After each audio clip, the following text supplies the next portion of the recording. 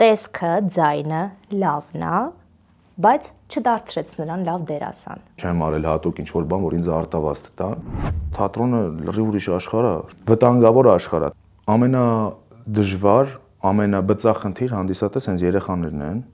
Ինքը կարա նստի ներկայացման, ասի հոգնեցի, բայց էսի շատ վատներ։ Ընկերոջս տղեն գալիս է ներկայացման, ասենց անում, թույլ էիր խաղում։ Ասա դու ինչ ես հասկանում։ Այսօր փոքր է, 5 տարեկան է։ Եղել է, որ մտածես, ես սխալ մասնագիտություն եմ ընտրել։ Այս մասնագիտությունը այնքան իդեալական է իմ համար, որ չի կարա մասնագիտությունը թերանա։ Կարաս դու թերանաս մասնագիտության մեջ։ Մարիամ Ալեքսանյանը հայտնի դարձրեց այս տղային։ Ճիշտ են ասում։ Մարիամն է նենց արել, որ ես ընդունվեցի Պատանի հանդիսատեսի թատրոն։ Մարիամը խոսաց Հակոբ Ղազանչյանի հետ, որ ինձ ընդունեց իր կուրս, հետո Մարիամն է իդեպ նենց արել, որ ես ծառայել եմ Մարտունի 3 զորամասում, այդ ամենը Մարիամն է արել։ Մարիամ Ադամյանը թե Մարիամ Ալեքսանյանը։ Ժողովուրդ չեմ կարա ուրանամ։ Ուղղակի, ասեմ Մարիամ Ալեքսանյանը, որովհետև օթերս կփակեն։ Իսկ դու կոմենտ գրելուց առաջ մտածել ես, որ հենց տվյալ հայտին քո կոմենտին անձամբ կպատասխանի եթերում։ Դե ինչ, ուշադիր հետևիր հաղորդմանը։ Comment Story։ Ողջույն սիրելի հետևորդներ, Ելակետի Comment Story հաղորդման շրջանակներում այսօր մեր տաղավարում է թատրոնի եւ կինոյի դերասան Սաշ Սուքիասյանը։ Սաշ, ողջույն։ Ողջույն։ Ինչպե՞ս ես։ Լավ, դուք։ Շատ լավ, շնորհակալություն։ Դույով ենք խոսում թե Դույով։ Վերջ անցանք առաջ։ Նախ շնորհավորում եմ, երկու առիթ ունենք շնորհավորելու, օրեր առաջ ծննդյանը տարեդարձներ։ Դրանից մի քանի օր առաջ էլ ստացար արտավազդ մրցանակ։ Վստահ եմ Օսկարի ես հասնելու, բայց ձգտում ես։ Բոլորի երազանքն է դա ինձ թվում է։ Հա, իհարկե։ Օրինակ արտավազդ ստանալուց հետո առավոտյան արթնացար, մի հատ պատմի, ինչ էր կատարվում քեզ հետ։ Իրականում մի քանի անգամ ստացվել է արդեն պատմել։ Որ տենց ասեմ ինչ-որ բան էր կատարում, միակ բանը որ կատարում էր արտավազդս էի կորցրել։ Գիշերը խմել էինք, հետո հենց այդտեղից գնացել էինք խմել էինք ու տենց արտավազդս չէի գտնում, հաջորդ օրն էլ չգտա, մյուս օրը նոր կամաց ծերևաց արտավազդ։ Իսկ որտեղ էր արտավազդը։ Բա պարզվեց հենց մեր թատրոնում էր, ուղղակի որտեղ ես դրել էի չկար ու սկսեցի մտածել կարող է չեմ գտնելու ես իրան, պարզվեց չէ։ Ինքը ավելի ապահով տեղում էր, քան ես կարծում էի։ Ահա։ Սաշ, իսկ արտավազդը քեզ համար նպատակ էր, թե ուղղակի ճանապարհի ինչ-որ կանգ առեր։ Չէ, ընդհանրապես նպատակ չէր։ Հա, չեմ արել ինչ-որ բան արտավազդ ստանալու համար, երբեք։ Չեմ արել հատուկ ինչ-որ բան, որ ինձ արտավազդ տան։ Տենց չեմ վերաբերվում, էլի, իրականում։ Չգիտեմ դա լավ է թե վատ, որովհետև օրինակ մարդիկ Օսկարի մասին են խոսում, բոլորս էլ կցանկանանք Օսկար ստանալ։ Դա ինչ-որ բաղձալի երազանք է, բոլոր դերասաններ ինչ-որ հերվում մտքի, եթե ասես կուզես ստանաս, կասի չէ, չեմ ձգտում, բայց իհարկե իր այն հոգու խորքում գիտի որ կուզի։ Իսկ արտավազդին այդպես չեմ վերաբերվում։ Ինչի։ Որովհետև չգիտեմ։ Իհարկե հաճելի է, երբ որ գնահատվում է քո արածը։ Շատ հաճելի է, երբ որ գնահատվում է քո արածը, ընդունում են, որ դու այո արժանի ես, որ ստանում ես։ Ու այդ ամենը տևում է սկզբի 10 րոպեն, երբ որ քո անունը կարդում են, երբ որ դու սպասում ես, քո անունը կարդում են, բարձրանում ես, վերցնում ես, հաճելի է այդ ամենը, բայց դրանից հետո քո մոտ չի կարա ոչ մի ինչ-որ պլյուսներ լինի, ավելի քեզ վեր դասես մնացածից։ Կարող է մարդիկ լինեն, որ առիթավորվեն արտավազդից, բայց բացարձակապես տենց բան չկա։ Մենք բոլորս անում ենք մեր գործը, ու եթե մեր գործը մենք անկեղծ անում ենք, ցանկացած արժանի է գնահատականի։ Իսկ արտավազդը ստանալուց հետո ոնց է զգում վերաբերմունքը, ավելի շատ քեզ սիրում են, թե գնահատում են։ Բան չի փոխվել իմ կարծիքով։ Որպես այդպեսին բան չի փոխվել, ունես չի, որ եթե արտավազդ ստացար, պարտավորեցնող է դա։ Այսինքն դու հիմա պիտի անպայման փորձերին գնաս, դու պիտի անպայման ներկայացմանը մի ժամ շուտ լինես թատրոնում։ Ընդհանրապես դրանք պարտադիր չի, որտեղ մենք հենց այդպես ապրում ենք։ Այսինքն նշի, որ արտավազդ ստացար, պիտի կա ինչ-որ ցենզեր, որ պիտի պահես թատրոնում։ Չէ, մենք տենց ենք ապրում։ Նշի, որ всё, ես արտավազդակիր եմ կամ կարամ քայլեմ քաղաքում ու ասեմ, վայ, այս են տղեն, որ արտավազդ ստացավ։ Ամեն տարի ստանում եմ մեր ընկերներից մեկը, ու նենց չի, էլի եմ ասում, ես հարգում եմ իմ բոլոր ընկերներին, որ ես ստացա մնացածը արժանի չէին։ Դա չեմ կարող ասեմ ինչ քվեարկության արդյունքում է, որ ես ստացա արտավազդը, բայց նենց չի, որ ես ստացա մնացածը արժանի չէին։ Նույնիսկ ասեմ ավելին, ես այդ օրը չէի սպասում, որ ես եմ ստանալու, ես ասում եի, էլի մեր ընկերներից այս մարդն է ստանալու, դե անունը չտամ, էլի, որ մյուսներին չնեղացնեմ։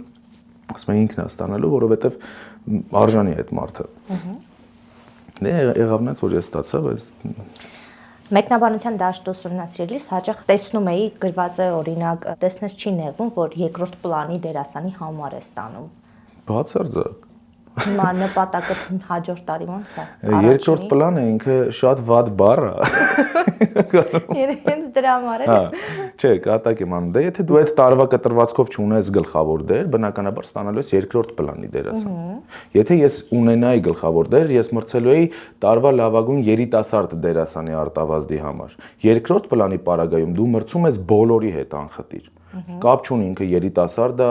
ինքը արդեն տարեց է համարվում, ինքը միջին տարիքի է, բոլորը նոմինացված են երկրորդ պլանի դերասան։ Այդտեղ չկա երիտասարդ կամ ուղղակի դերասան։ Սաշ, բայց արտավազդ ստանալը չափանիշ է, չէ՞ Հայաստանում, որ արդեն որակի մասին է խոսվում։ Հետագայում, այսինքն հաշվի առնելով ֆիլմերում քեզ արդեն ներգրավելու են, թե Հայաստանում բացարձակ կապ չունի։ Արտավազդը ֆիլմերի հետ ընդհանրապես կապ չունի։ Արտավազդը միայն թատրոնի հետ կապ ունի։ Թատրոնի պարագայում էլ ես այնքան շատ եմ սիրում թատրոնը։ Երևի թատրոնն էլ ինձ, որ պակաս չեմ ունենում։ Այսինքն իմ օրվա կարելի ասել 80%-ը անցնում է թատրոնի համար, թատրոնի հետ ու պակաս չեմ ունենում ես թատրոնի։ Ունենց չի որ ստացա արտավազդը, իհարկե էլի եմ ասում շատ հաճելի էր, բայց ինչ մնացածը թողնելու եմ մի կողմ, 100%-ը դառնա թատրոնի, չէ, դե 20%-ն էլ գոնե իմ կյանքով ապրեմ, էլի երիքա 80-ը ինձ թվում է թատրոնի։ Հիմա ո՞նց է զբաղվածությունդ։ Այս պահին նախապատրաստական փուլում է մի քանի գործ,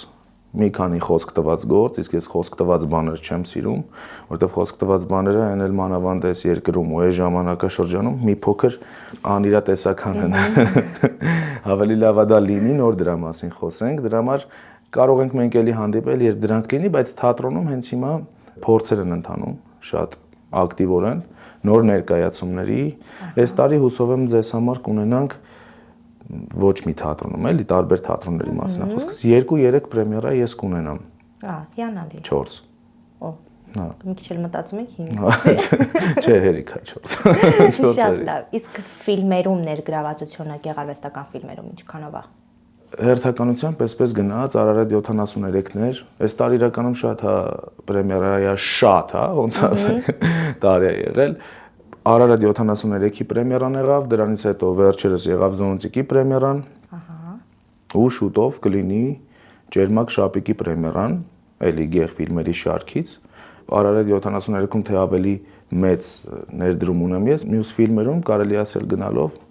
ուղղակի ունեմ մասնակցություն, որ շնորհակալ եմ իմ ընկերներին, որ ինձ այդ հնարավորությունը տվել են լինելու ֆիլմում։ Ու մի ֆիլմ ունենք նկարած, որի մասին երևի թե ես չեմ կարող հիմա խոսել, 6 մասա լինելու չեմ կարող հիմա դրա մասին խոսամ, որովհետև տենց օֆիցիալ հայտարարված չի։ Սաշ, լավ, աշխատանքը դնում ենք մի կողմ։ Դու ինչպիսին ես առօրյայում։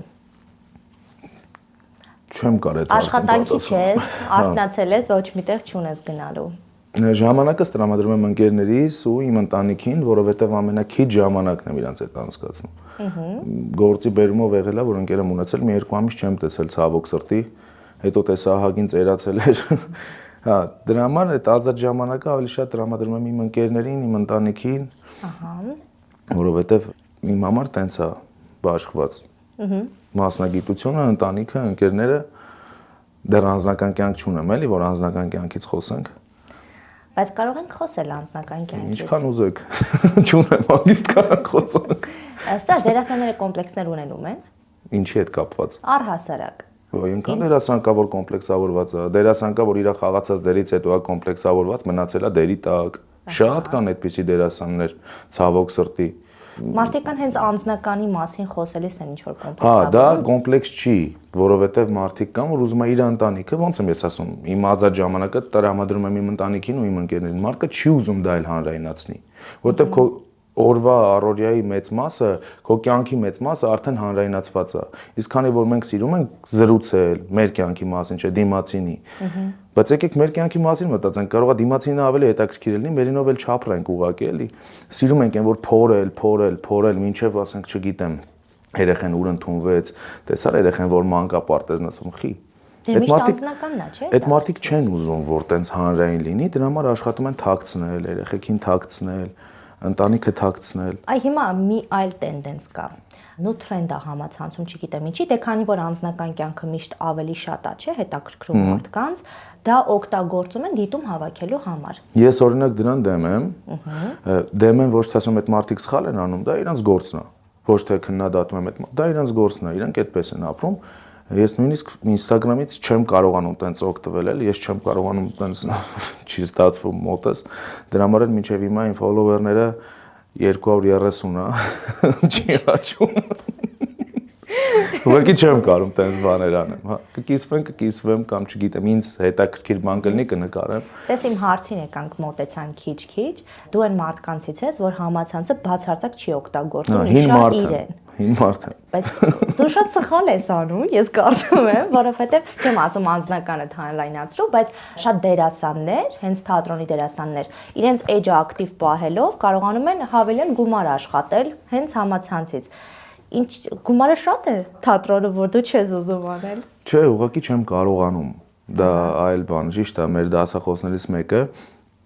Լուսաոկի Լալան Մնացականյան, ով իրոք մեծ դպրոց է տվել, շատ խոսքեր կա իրենից, որ մենք sense հիշում ենք ու մեր կյանքում դա տենց մնացել է դոգմատիկ, ասում եմ, ես կյանքում չկա չեմ կարում, կա չեմ ուզում։ Այո։ Որովհետև եթե մի բան դու ուզես, դու հաստատ կարող ես անել։ Երևի չեմ ուզում։ Բայց դες հետաքրքիր է, որ դու այնպիսի արտաքին ունես, որ կարող ես գովազդային դեմքերում, շատ գովազդային դեմքերում հենց դու լինել։ Չես մտածում ինչ որ չափով թեկոս, չեմ ասում ինչ անում ես ցույց տալ, բայց կոմերցիոն առումով էջդ ակտիվացնես, որպեսզի հետագայում քեզ տեսնես քաղաքի բոլոր չէ, դա 90%։ Ուրեմն հենց դրա մասին խոսենք, իմ համար շատ ցավալի է դա, երբ որ անուններ չեմ տա, production չեմ ասի, թող այդ ընկերս էլ մի քիչ մտածի, երբ որ ինձ ասացին ինչի Instagram-ում այդքան քիչ պատվիսչիկ կա, էլ ինչի այդքան քիչ հետևորդ ունես։ Ասում խի, ասում որովհետև մարդ էր եկել դրսից, ուզում է գեղֆիլմ նկարի, գլխավոր հերոսներ էր փնտրում։ Ես առաջարկեցի քեզ, ասաց ինձ պետքա լավ դերասան եւ այլն, ասում ես առաջարկեցի քեզ, նայեց, ասաց հա լավն է նկարները, սա դեռն, ասաց կարամ Instagram-ը տեսնեմ։ Ասում հա, ասում Instagram-ը տեսա, որ շատ քիչ են հետևորդները, ասես չէ, ես իրեն չեմ նկարի, որովհետև ինձ պետքա մարդ, ով որ ավելի հայտնի է։ Այս պարագայում իմ մոտ ավելի հիասթափություն։ Չէ, հիասթափություն չէ, ավելի շատ տրամադրվեցի դեպի այն, որ ես չպիտի Instagram-ում ունենամ այդքան հետևորդ, որովհետև սա իմ մասնագիտությունն է, ես այս մասնագիտությամբ եմ փող աշխատում։ Ու չեմ կարա հասկանամ, ինքն այս մասնագիտությունը, եթե քո հետ անկեղծ չեղան, դու կամ կկործանվես, կամ տենց ինքնակոչ կլինես, եթե քո հետ անկեղծ չեղան։ Ու հիմա ես չեմ հասկանա, որ վաղ ինձ նկարում են նրա համար, որ ես լավ դերասան եմ, թե նկարում են նրա համար, որ իմ հետևորդները 30,000 է։ Ուրեմն ինձ պետք չի ունենալ 30,000 հետևորդ, որովհետև հենց նույն կերպ մի այլ ռեժիսոր կգա ու կասի մի հատ բացեք տեսնեմ, ու ես կմրցեմ ոչ թե այն մարդկանց հետ, ովքեր լավ դերասան են, առողջ մրցակցության մասին է խոսքս, այլ այն մարդկանց հետ, ովքեր ունեն ավելի շատ հետևորդներ։ Բայց հիմա շատ տարածված է, չէ՞ դա։ Հա, ոչ ոքի չեմ քննադատում։ Այդ մարդիկ էլ տենց են փող աշխատում։ Ուղղակի սա իմ մասնագիտությունն է, այդ մարդկանց մասնագիտությունն է։ Վերջերս մեր տաղավարում Ռոզի Ավետիսովան էր, ու իր խոսքում նշեց, որ դեպք է եղել, երբ գնացել է քասթինգի, իրեն չի ճանաչել ռեժիսորը, որովհետև քիչ հետևորդներ ունի ու չգիտի օրինակ ինչ ֆիլմերում է նկարահանվել, բայց մի այլ բլոգեր եկել է եւ իրեն ճանաչել են։ Երկուսն էլ ներգրավել են այդ նախագծում, բայց Ռոզի Ավետիսովան քիչ է վարձատրվել, բլոգերը շատ։ Հիմա դու այս իրավիճակը ո՞նց կգնահատես։ Դա ավելի շատ մարքեթինգային քայլ է։ Այդ արդեն ես չգիտեմ ռեժիսորը ինչքանով է ներգրավված դրան, ինչքանով գործունեություն ունի այդ սֆերայում էլի մարքեթինգային առումով։ Չէ, պրոդյուսերն ավելի չէ դու։ Հա, որովհետև եթե ռեժիսոր ես ու դու ուզում ես լավ ֆիլմ նկարես, քո համար լրիվ մեկ է։ Եթե քո համար կարևոր է դերասանական խաղը, քո համար կարևոր է, որ դու դերասանից ստանաս այն, ինչ իրոք քեզ պետք է, ու եթե դա իրոք քո համար նշանակություն ունեցող ֆիլմ է, դու կվերցնես դերասան։ Բայց եթե հերթական ինչ-որ ֆիլմ է, որը պիտի նկարվի անցնի, հիմա Հայաստանում շատ են, չէ՞, տենց նկարվում անցնում, շատ քիչ։ Եթե կարաք ասեք 2000-ականներից այս կողմ ինչ ֆիլմ է մնացել պատմության մեջ հայոց, երևի չկա տենց ֆիլմ։ Կան։ Ես մի քանիսը հիշում եմ։ Կորած մոլորված է Հայաստանում։ Որ կնայեմ, հա, մեծ պատմություն փոքր քաղաք։ Ես կնայեմ էլի այդ ֆիլմերը, հա։ Շատ լավն են։ Շատ քիչ ֆիլմեր կան, որ տենց մնում են։ Կյանք ու կռիվ։ Այո։ որ կնայեմ հաստատ։ Հիմիկվա ֆիլմերը տենց ասում են, եթե տենց ֆիլմեր են նկարում, իրանց պետք են մարդիկ, ում հետևից կգա օրինակ արդեն 30,000 հոգի։ Ունի 100,000 հետևորդ, 100,000 հոգի, արդեն կգա իր հետևից։ Այդ ընթացքը նայելով, այդ process-ը իսկ իրանք հետաքրքիր են պահում այդ ընթացքը։ Ես էլ ունեմ ընկերներ, չի որ ասում եմ, խի եք տենց բան անում, այդ մարդիկ կարողանում են անեն։ Ու բնականաբար իրանց պիտի նկարեն, որ ֆիլմը վաճառվի։ Սա հիմա լինում է այնպես, որ թատրոնում են մտնում օրինակ ոչ մասնագետներ, մասնագիտացված դերասաններ։ Իրականում թատրոնը ավելի վտանգավոր է, քան ֆիլմը։ Հա, միանշանակ։ Թատրոնը ունի իր ընտրյալները։ Թատրոնը ունի իր ուզած մարդկանց։ Բոլորը կարող են մտնել թատրոն, բոլորը կարող են բարձրանալ բեմ, բայց թե ինչքան դա կտևի, այդ արդեն թատրոնն է որոշում։ Այդ արդեն հանդիսատեսն է որոշում։ Որովհետև դու կարաս հենց այդ նույն մարդուն տանես բեմ, ինչի է այս մարդը բարձրացել բեմ։ Ինքը շատ լավն է, էլի, Instagram-ում շատ լավն է, ինքը ֆիլմերում շատ լավն է, ինչի է այս մարդը բարձրացել բեմ։ Ու կարա դրա հակառակը լինի, այդ մարդը բարձրանա բեմ, ասեն, բա ինչի է այտենց բաներ անում, եթե ինքը sense տաղանդ ունի։ Բայց թատրոնը լրիվ ուրիշ աշխարհ է, թատրոնը վտանգավոր աշխարհ է թատրոնը, ասեմ, որովհետև թատրոնում բարձրանալն էլ է դժվար, ընկնելն էլ է հեշտ։ Հա, ուղղակի պիտի չհուսահատվես, մենք բոլորս էլ այդ ճանապարհը անցել ենք ու դեռ անցնում ենք։ Նենց չի որ մենք եկել ենք հասել ենք ինչ-որ կետի, մենք դե արդեն, չէ, թատրոնը կարա ինչ ասեմ, 2 ամսվա կտրվածքով քեզ եւ բարձրացնի եւ գցի։ Դրա համար այդ թատրոնին մոտենալը մի քիչ զգույշ պիտի լինես, էլի։ Նաև պետքա զգույշ մոտենալ հանդիսատեսին, հատկապես ձեր դեպքում, որովհետև պատանի հանդիսատես թատրոնում ես դու հենց այս պահին ներկայանում։ Պատանիների հետ աշխատանքը ո՞նց է տարվում, որ այսինքն դուք այդ մարդկանց պատրաստում եք հետագայում արդեն, չէ, ուրիշ ներկայացումների, օրինակ Սունդուկյան համազգային մի խոսքով դուք եք իրանց կրթողը։ Ինչ պատասխանատվություն կա ձեր վրա։ Իրականում ամենադժվար, ամենաբծախնդիր հանդիսատես հենց երեխաներն են։ Հիմա նենց չի, որ պատանի հանդիսատեսի թատրոն մնացած թատրոնները մանկական ներկայացումներ չունեն, ունեն։ Ու երեխեքը հենց հիմա ունեն մեծ ընտրության հնարավորություն, արդեն իրանք են որոշում, իսկ իրանք անկեղծ ասում են։ Ինքը կարանստի ներկայացման ասի հոգնեցի։ Կարանստի ներկայացման ասի, բայց էսի շատ վատներ։ Ընկերոջս տղեն գալիս է ներկայացման, ասենց անում, թույլ էիր խաղում այսօր։ Ասա դու ինչ ես հասկանում։ Այսօր փոքր է, 5 տարեկան է, թույլ էիր այսօր խաղում։ Ասում եմ, օքեյ։ Իրանք ամենաանկեղծ ու ամենաճիշտ հանդիսատեսն են, որովհետև կարան քո ընկերները գան քո ներկայացումը նայեն, ու շատ մարդ կարա գա նայի, վերջում շատ լավ խոսքեր ես լսում, բայց քո մոտ տպավորվում է այն մարդկանց խոսքերը, ովքեր կարևոր է իրանց միտքը քո համար, իրանց կարծիքը կարևոր է քո համար, ու իրանք քեզ անկեղծ ասում են, «Էս քիչ, էս շատ, էս ավելի լավ էր, սենց պահի, սենց»։ Ու այդ է ամենակարևորը։ Իսկ երեխեքի պարագայում իրանք դա չեն ասում, իրանք միանգամից ասում են հետաքրքիր չէ։ Շատ դժվար է իրանց հետ աշխատելը, փորձում ենք մաքսիմում անել այն, որ իրանք շատ բավարարված, շատ ուրախ գնան, որտեղ պատանի հանդիսատեսի թատրոնը բոլորից թատրոնն է եղել, երբ այդ տարիքից տենց գնացել ենք։ Հիմա երևի ավելի կրթված է հասարակությունը, քան մենք, որտեղ մենք ադիբուդիներով, մեկ էլ գազով, փոքր սոկերով ենք սենց գնում նստում։ Չեմ նկատել, կարող է հիմա էլ տենց գալիս։ Դες չեմ տեսնում դա ալի։ Բայց ամեն դեպքում սերնդափոխություն եղել է, չէ՞։ Հա, հա։ Թատերասեր է դարձել ավելի։ Կարող է դա ինձ թվում է, չեմ կարող ասեմ, բայց ավելի թատերասեր է, որովհետև sold out-ներ է լինում թատրոններում։ Անընդհատ ու մի թատրոնում չի լինում, դա շատ լավ բան է, այսինքն ժողովուրդը սկսել է թատրոն սիրել, եթե թատրոնը դարձել է ժամանակակից ոնց որ գիրք կարդալը, շատ լավ է, թող դառնա, որովհետև այդ է որ համախմբված կրթում է ժողովրդին կարելի ասել, եթե իրոք հիմա կրթում է, էլի։ Հիմա էլ թատրոններում էլ է այդ վիճակը, շատ է ներկայացումները շատ է ու լավ է, մարդիկ ընտրության հնարավորություն ունեն։ Բայց թատրոնը կրթում է, չէ՞, իսկ անպայման։ Մարդիկ կան գալիս են թատրոն ներկայացում են նայում ես զդարովի, ստացած նայում ու ուտենում ես լացում է այդ մարդը։ Ինքը կյանքում կարող է չի լացել ընդհանրապես, մեկ էլ մի հատ ներկայացում ես թույլ ցրիկ։ Ուրեմն այդ մարդը իր մոտ ինչ որ էմոցիա է շարժվել, ինքը զգացել է, որ ինքը այդ էմոցիան ունի, որ լացել է։ Հետո հակառակը կարա ծիծաղի, կարա ազատ զգա իրան,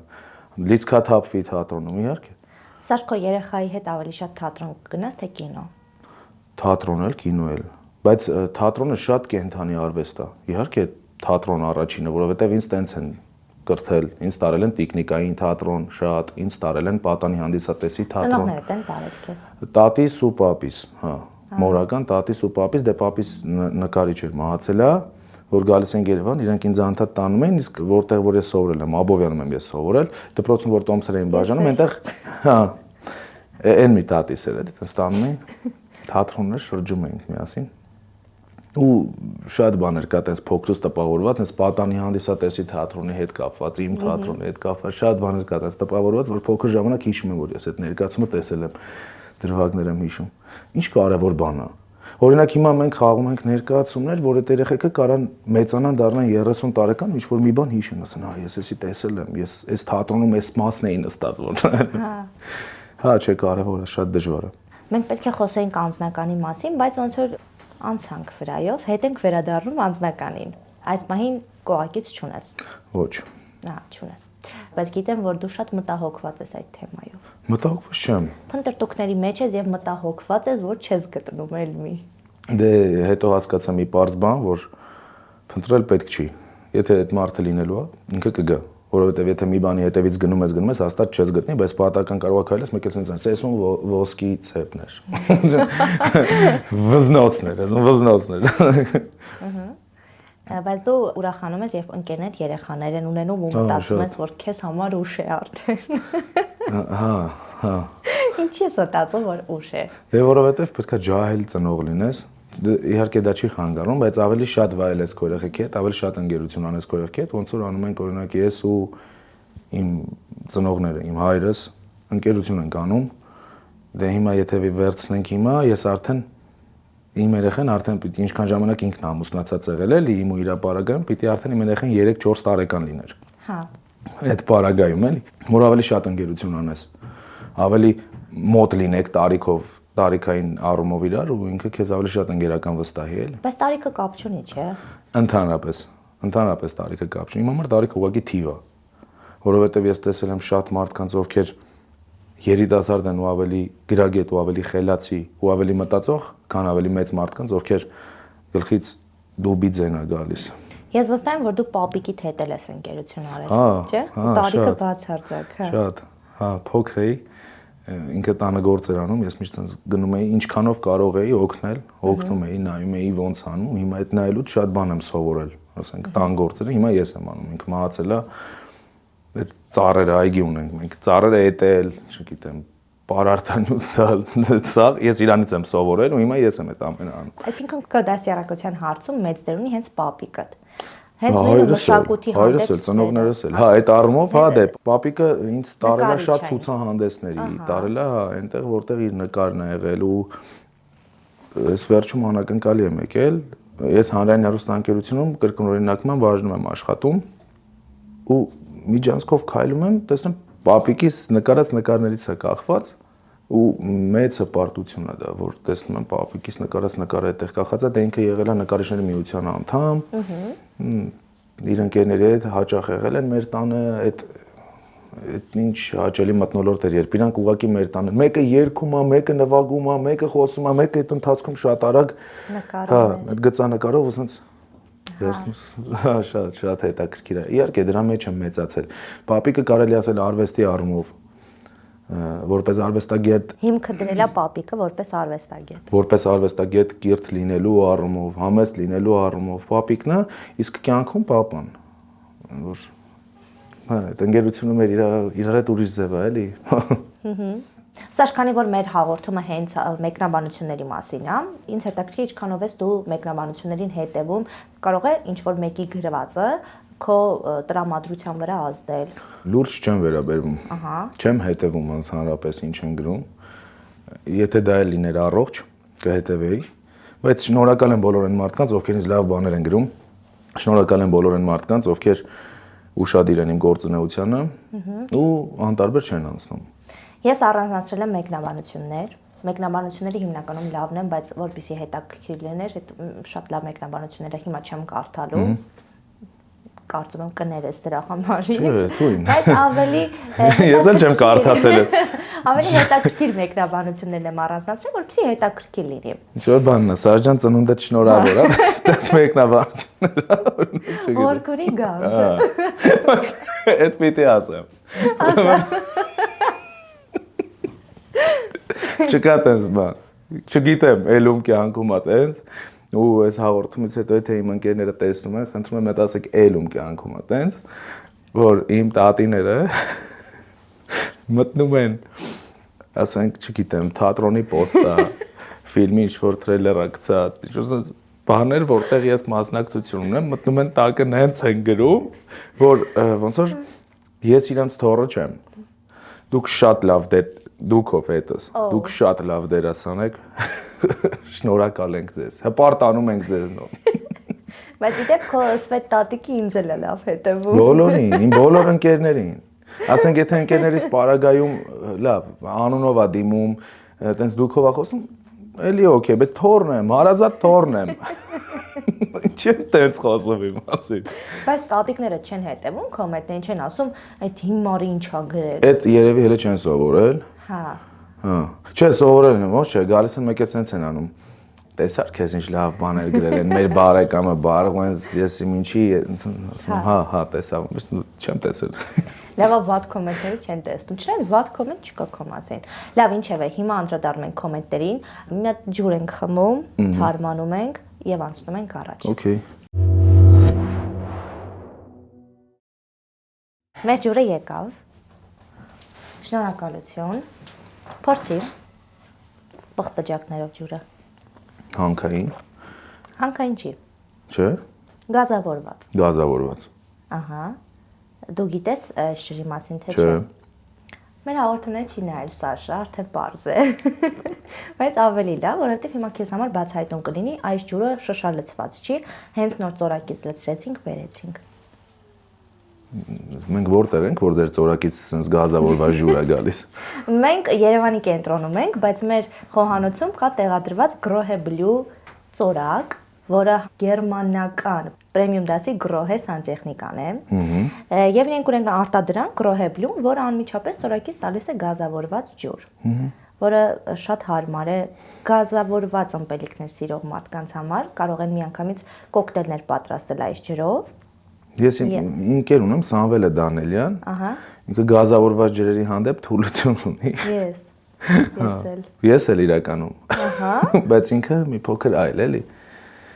Սամ ջան։ Ես կարող եմ քեզ քարտ փոխանցել United Technical Service-ից, որը Հայաստանում ներկայացնում է Grohe մասնագիտացված կենտրոնը, այդտեղ զեղչ կա, լավ զեղչ կա, կզանգենք ավելի լավ կզեղչվի։ Դավիթ անհաղթում, հա։ Քայլելով կիչնեմ։ Այո, ձեր տան հարևանությամբ է գտնվում։ Կարող ես Սամվելին փոխանցել, եթե դու չես ուզում։ Չէ, Սամվելը Չարբախում է ապրում,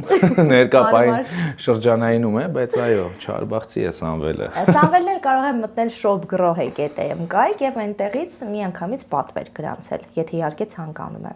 Այնտեղ կան նաեւ այլ ապրանքներ, մի խոսքով կարող եք այցելել եւ գնումներ կատարեք։ Այսքան բան։ Հայաստանում միակ ու առաջին Grohe առցանց խանութն արդեն գործարկվել է։ shop grohe.am Գնիր առցանց, ստացիր արձեռը։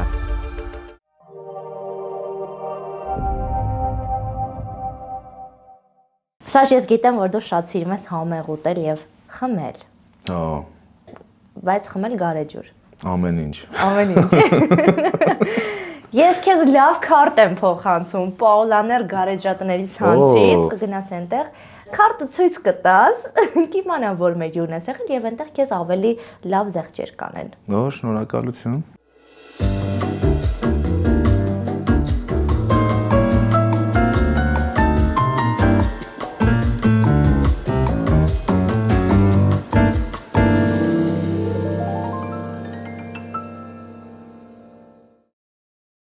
Սա շատերը արդեն գիտեն մեդիա ասոցիացիայի մասին, բայց կարծում եմ ավելորդ չի եւս մեկ անգամ նշենք նրանց մասին։ Մեդիա ասոցիացիան ընկերություն է, որոնք զբաղվում են մարքեթինգով, SMM ծառայություններ են մատուցում, մի խոսքով ֆիլմ արտադրություն, վիդեո արտադրություն, գովազդների հետ կապված ամեն ինչ, եւ եթե ցանկացողներ կան, ուզում են իրենց բիզնեսը վստահել լավ պրոֆեսիոնալ մասնագետների, կարող են զանգարել նշված հեռախոսահամարով։ Մեդիա ասոցիացիա։ Առաջին կոմենտը։ Կին է գրողը։ Տեսքը, ձայնը լավն է, բայց չդարձրեց նրան լավ դերասան։ Կաշխատեմ արդարացնել ձեր սպասելիքները։ Շնորհակալ եմ, որ այսքան տարվա իմ աշխատանքը գնահատեցիք, հասկացա, որ ապարդյուն ա եղել։ Ես այս գիշեր չեմ քնի, մի հատ կհասկանամ ինչն է սխալ, լավ։ Որտեղ թերացա։ Հա, անպայման կշտկեմ։ Խոստանում եմ։ Իրականում դերասան դառնալը երբեմն թվում է փախուստ է իրական կյանքից։ Քո դեպքում այդպես է։ Չէ, ես իմ իրական կյանքը շատ եմ սիրում։ Փախուստ չի, ավելի հետաքրքիր է դարձնում կյանքը։ Օրինակ ես չեմ պատկերացնում, որ ես կարամ ինչ-որ գրասենյակային աշխատանք կատարեմ, ամեն օր գնամ, նստեմ, աշխատեմ, գործս վերջացավ, գնամ տուն։ Մեր մասնագիտությունը շատ sense դինամիկ, ամպլիտուդայով է։ Ձեր մասնագիտությունը այնպիսին է, որ կարող ես հենց դերով է լինես գրասենյակի աշխատակից, չէ՞ հենց։ Կարող ես ամեն բան աշխատել մեր մասնագիտության մեջ։ Ահա։ Շատերը մտածում են ինչ կա, որ տեքստա սովորում ես ու խաղում ես։ Դու երբ հասկացա, որ սա խաղ չէ։ Այդ գիտակցությունն է, որ հենց ամենասկզբից պիտի աշխատես նրա վրա, որ չխաղաս, այլ ապրես։ Բայց համաձայն եմ այդ արտահայտությունը բեմում ապրես։ Տեսախցիկի առջև ապրես, ոչ թե ուղղակի տեքստ ասես, բայց համաձայն եմ շատ լավ դիպուկ, հա, որովհետև գիտեն այդ է, հենց անգիր ես անում։ Եթե անկեղծ եղել է, որ մտածես, ես սխալ մասնագիտություն եմ ընտրել։ Հա, ոնց չէ։ Հա։ Հա, մի անգամ չէ։ Դա եղել է որտեղ։ Այս մասնագիտությունը այնքան իդեալական է իմ համար, որ չի կարա մասնագիտությունը թերանա։ Կարաս դու թերանաս մասնագիտության մեջ։ Ու եղել է դեպքեր բեմում, թատրոնում, որ ինչ որ տենց կոնֆլիկտներ ինքդ քեզ հետ, ինքդ քո դերի հետ, դու ռեժիսորը եւ այլն, ու երբ որ ես հասկացել եմ, որ կարող է ես չեմ գիտակցում այս մասնագիտությունը, կարող է հեռանամ, այդ մասնագիտությունը բերել է ինձ էլի նույն տեղն է դրել։ Ասա չէ, ես էր քո դերը, ես քո տեղն է, խաղա։ Բանակից գալուց էլ գնացել էի ուզում էի թիկնապա աշխատել։ Էլի տենց ընկերներական ասացել ես, նստի, սպասի, սա, օքեյ։ Ինչ է անցնում մարդու մտքով, որ որոշում է դերասան դառնա։ Դա որոշում է թե զգացում։ Չգիտեմ ում պարագայում ոնց, ես կարամ իմ մասին խոսեմ։ Իսկ իմ պարագայում ինձ տենց կյանքս տենց դասավորվեց, ճակատագիրս տենց դասավորվեց, որ 8 տարեկանից, 9 տարեկանից տարան Աշոտ Ղազարյանի ստուդիա ու շնորհակալություն է Աշոտ Ղազարյանին, որովհետև հնարավորություն է տվել այդ տարիքից բեմում փորձվելու, աշխատելու, հասկանալու թե ինչի մասին է բեմը, եթե արդյոք հասկացել եմ դեռ։ Բայց հիմա հասկացել ես մինչև վերջ բեմը։ Իհարկե։ Հա։ Եթե բեմը դու այդպես չընդունես, չես բարձրանա բեմ։ Իսկ բեմի էներգիայի մասին ինչ կխոսես։ Ֆանտաստիկ է։ Այդ հենց զգաս։ Մի օր պրեմիերայից առաջ կամ ցանկացած ներկայացումից առաջ կասեմ արի կուլիս, ու տես ինչ է կատարվում դերասանների հետ մինչև բեմ մտնելը, մինչև ներկայացումը սկսելը։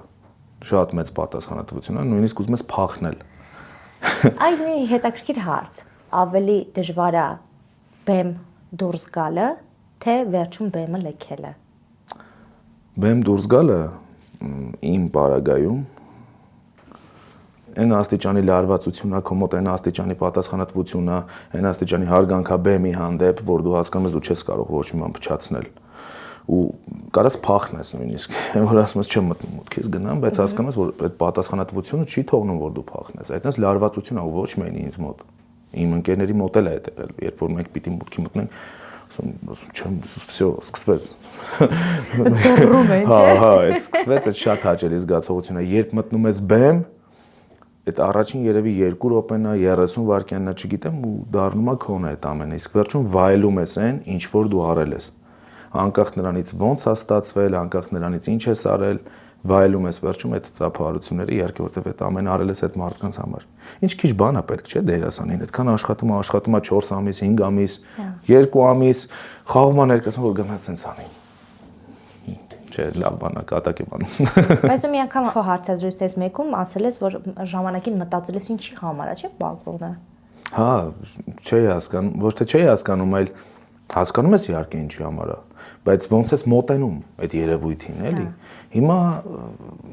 նենց այդ էներգիան, ավելի հետաքրքիր էներգիա գալիս է արդեն հանդիսատեսից, որովհետև դու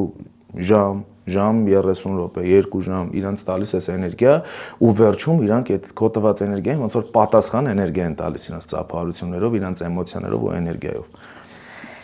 Իսկ հետո կարողանում ես գիշերը քնել։ Ներկայացումից հետո մենք ներկայացումներ ենք ունեցել։ Հիմա հաճախակի չենք խաղում, դատարկվում ես հոգեպես, էմոցիոնալ առումով դատարկվում ես ու քեզ պետք է մեծ հավաքվել, ներկայացում եղել, որ դրանից հետո ուղղակի պետք է մենակ մնաս։ Քիչ դու քո մտքերի հետ հանգստանաս, որովհետև շատ դատարկ վիճակ եմ, այսինքն ապար նստում ես։ Հա, իհարկե շատ է եղել տենց։ Եղել է հա որ պարկել ես ու տենց մտքերով անընդհատ։ Սա շատ հետաքրքիր մեկնաբանություն է։ Մարիամ Ալեքսանյանը հայտնի դարձրեց այս տղային։ Ճիշտ են ասում։ Մարիամն է անենց արել, որ ես ընդունվեցի Պատանի հանդիսատեսի թատրոն։ Մարիամը խոսած Հակոբ Ղազանչյանի հետ, որ ինձ ընդունեց իր կուրս, հետո Մարիամն է ի դեպն հենց արել, որ ես ծառայել եմ Մարտունի 3 զորամասում, այդ ամենը Մարիամն է արել։ Շատ շնորհակալ եմ Մարիամին, որ ես եկա եւ ինձ ընդունեցին, հա, Մհեր Մկրտչյան թատրոն, այնուհետև նկարվեցի Իշխանություն 2 ֆիլմում Մարիամը արեց այդ ամենը։ Այնքան բան է արել Մարիամը։ Իրոք հիմա որ սենց ասում եմ, փշաքաղվում եմ, էլի։ Մարիամ ջան, ապրես, որ դու կաս, պիտի լինես ու դեռ շատանաս։ Ամեն դեպքում ապրես Մարիամ ջան։ Սրանից կխմես, լավն է։ Կբերեմ հետս։ Ծորակից չես ունենա դու։ Կլինի միանգամից հրավիրես գա մեզ մոտ յուր։ Կփորձեմ, ուղղակի այնքան բան է իմ համար արել, չգիտեմ, էս էլ կան իմ համար թե չէ, էլի։ Լավներ։ Լավ անցանք առաջ։ Երիտասարդը խոսում է անձնական կյանք ունենալու մասին, բայց ինքն էլ չի հասկանում, որ պատրաստ չէ։ Հարգելի սերը պարտականություն չէ։ Դու խաղաղություն գտիր այդտեղ։ Այդ ժամանակ երջանիկ կլինես։ Այո, համաձայն եմ։ Համաձայն ես։ Պիտի խաղաղություն գտնես։ Դրա համար եմ ասում, դա փնտրելով չի, դու ում մոտ գտար քո խաղաղությունը, ոչ թե պարտավորված գտար այդ խաղաղությունը, իմանալ չի, որ ես հիմա պիտի ամուսնանամ, ես ինչ չէ, սրա չեմ կարող։ Տենց չի։ Պիտի գտնես այդ խաղաղությունն մեկի հետ, որ ոչ դու իրան դժբախտացնես, ոչ ինքը քեզ դժբախտացնի։ Կարողանաք մինչև խոր ծերություն մի բարձի ծերանալ էլի։ Բայց դա ինձ թվում է դու նոր ես հասկացել։ Դե հենց այդ եմ ասում, որ եթե ժամանակ կար փնտրտուքների մեջ է։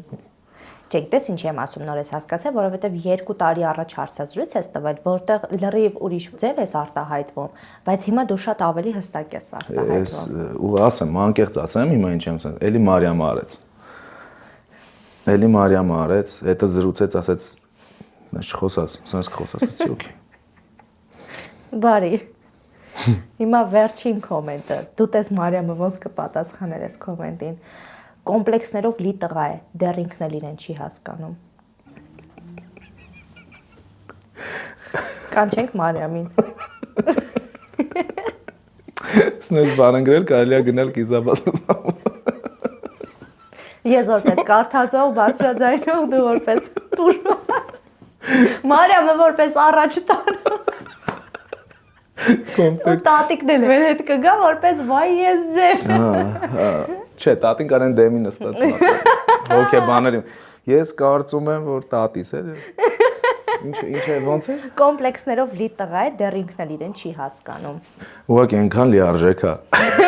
Բառեր չեմ գտնում ասելու։ Կվերանայեմ ինձ, անպայման կվերանայեմ։ Ես ինչքան ժամանակային հետ ապրում եմ, հələ ինչ չեմ հասկանում։ Իսկ կարող է օգնեն։ Կարող ենք ասել, հա, կարանք հետադարձ ինչ-որ կապ պահենք։ Այ, շնորհակալություն։ Մի կոմենտ էլ կա, որտեղ ասում են դեռ ինքնահաստատման փուլում է։ Մերսի։ Շնորհակալություն, իրան եկա հրավիրեմ կիսաբաս։ Բայց իրար կողք չնստացնեք են։ Այդ երկուսը իրար մաս փոկողներն էլի։ Մազերից է, չէ։ Շատ լավ, Սաշ, այսքանն էին կոմենտները։ Եվ վերջում Հա դու լավ եմ ինքնահաստատվում։ Դեստեղ չգիտեմ ոնց։ Կյանքում կտեսնենք ոնց ես դեռ ինքնահաստատվում։ Սաշ, հիմա բլից եմ պատրաստել, վերջն է արդեն մեր հաղորդման մոտենում։ Պատկերացնում ենք Հայաստանում նկարահանվում է լավ ֆիլմ, թանկարժեք ֆիլմ, ֆինանսի մտածելու ինչ-որ բան չկա։ Դու գլխավոր դերասանն ես։ քեզ է վստահվել դերը եւ ռեժիսորը քեզ այնքան է վստահում եւ ուզում է այնպիսի հիանալի գործ տանա, որ ասում է գլխավոր հերոսուհուն դու ընտրի։ Հիմա ես անուններ եմ հնչեցնում։ Դու սկսում ես ընտրել թե ով է քո զուգընկերը։ Սկզբից սկսում ենք։ Անի Խաչիկյան, թե Դիանա Մալենկո։ Ախր պիտի իրենց այդ աշխատածն են, որ ասում եմ, Դիանի հետ աշխատել եմ փոքր, Դիանա Մալենկո։ Դիանա Մալենկո, թե Աննա Գրիգորյան։ Դիանա Մալենկո։ Մալենկո, թե Էվա Զոհրաբյան։ Մալենկո։ Մալենկոն, թե Լիլիթ Սարգսյանը։ Այ Լիլոյին եմ շատ սիրում է, բայց ես հիմա երկուսից մեկին պիտի ընտրեմ։ Լիլոն պատրաստվում է երեխա ունենալ, դեկրետի մեջ է լինելու, ուրեմն Դիան։ Դիանան, թե Էմա Սապունջյանը։ Հա։ Գիտեիր էշտը։ Դիանա։ Դիանան, թե Էթերի Ոսկանյանը։ Չէ, Դիանա։ Դիանա Մալենկո, թե Ինա Խոջամիրյան։ Դիանա։ Դիանան, թե Ռոմելա Սարգսյանը։ Դիանա։ Դիանան, թե Վիկտորիա Սարգսյանը։ Վիկան։ Վիկայից շատ եմ խաղացել։ Դիանա։ Դիանան, թե Մարիամ Ադամյանը։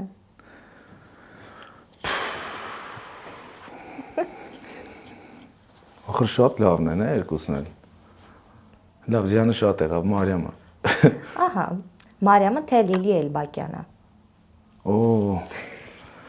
Բարթացնում եք ամեն ինչ։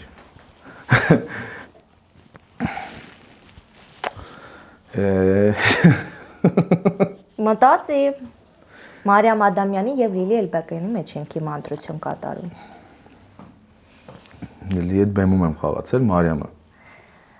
Մարիամ Ադամյան, թե Սոնա Մաթևոսյան։ Մարիամ Ադամյանը։ Մարիամ Ադամյան, թե Լուիզա Ներսիսյան։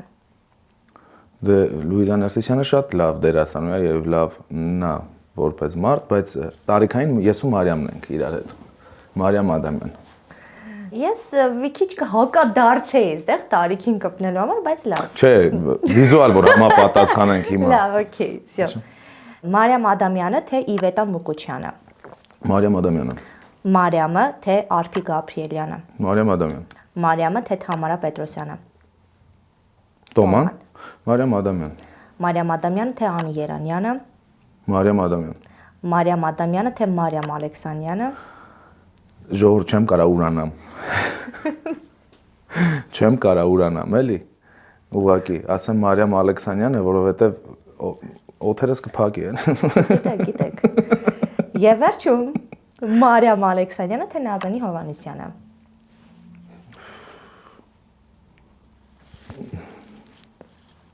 Թողեցել ռեժիսորը որոշ։ Ես քանի մեջից ընտրել եմ, բերել եմ վերջում երկու հոգու, ասում եմ։ Լավ, վերջ, հասկացա։ Լավ, իրականում որպես պարտներ Մարիամի հետ մեր համագործակցությունը շատ կայֆ է ստացվում։ Ու որպեսզի եւ ինքը իրեն կոմֆորտ զգա եւ ես կասեմ Լիլի Էլբակյանը։ Մարիամ։ Շատ լավ, վերջ։ Սաշ, այսքանն էր մեր հաղորդումը, այսքանն էր բլիցները, կոմենտները։ Մոտեցավ ավարտին մեր հաղորդումը, հուսամ համաձայն չեմ, շատ բարդ էր, որովհետև այնտեղ նենց լավ անուններ կային, որ բոլորի հետ էլ կցանկանայի խաղալ, եթե ինձ են թողել ընտրությունը։ Դե հիմա ոնց անենք, բազմակնություն չի ֆիլմում, արի դա հաշվի առնենք։ Հետեր կա։ Դրա համար էլ ես չեմ կարող կաստինգ դիրեկտոր դառնամ էլի։ Հետաքրքիր է, լավն էր։ Ենթա տեքստը շատ լավն էր։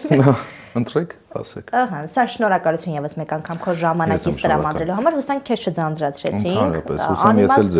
Հա, չէ, դու մեզ չէ, անիմաստ ժամանակի կորուս չես համարի այստեղ գտնվելը։ Շնորհակալություն, հուսանք քեզ չնեղացրեցինք կոմենտներով եւ մինչ հանդիպում դե։ Մինչ հանդիպում։ Ես էլ ուզում եմ այս աթոռների համար շնորհակալություն հայտնել Չերզեյեմին։